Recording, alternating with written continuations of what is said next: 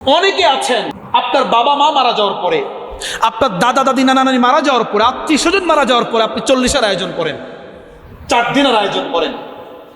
আপনি কি আদৌ জেনেছেন যে এটা কি আসলে শরীয়তে আছে কিনা?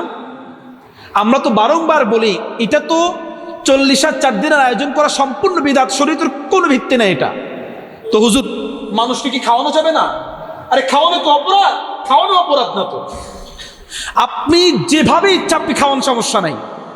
আপনার যা দিয়ে মন চায় তা খাওয়ান, কোনো সমস্যা নেই।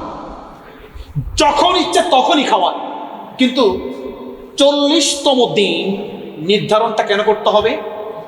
কারণ হচ্ছে আপনি 40তম দিনই এই জন্য খাওয়ান, আপনি মনে করেন যে এই 40তম দিনে খাওয়ানোটাই হলো বিশেষ ফজিলত আছে। এই বিশেষ ফজিলত মনে করাটাই হলো বিদআত। আপনি যেদিন ইচ্ছা সেদিন খাওয়ান না, সমস্যা নেই। আপনি দেখেন সমাজে খোঁজখবর নিয়ে দেখেন, 41তম দিনেও খাওয়াবে না, 41তম দিনেও খাওয়াবে না, 39তম দিনেও খাওয়াবে না। কারণ তার চিন্তা হচ্ছে 40তম দিনে আমাকে খাওয়াইতে হবে। অথচ ইসলাম বলে এগুলো সম্পূর্ণ বিদআত।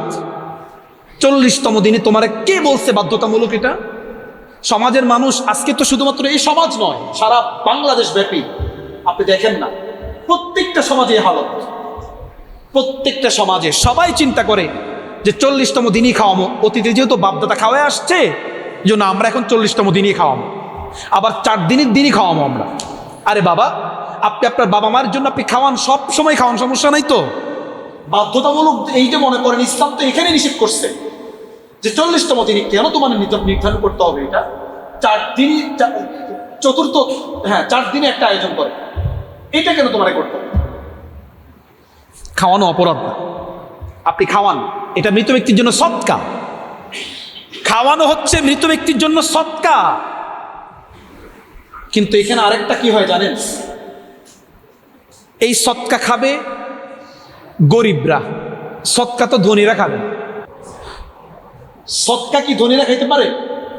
আপনারা বলেন না, সদকা কি ধনীরা খাইতে পারেন?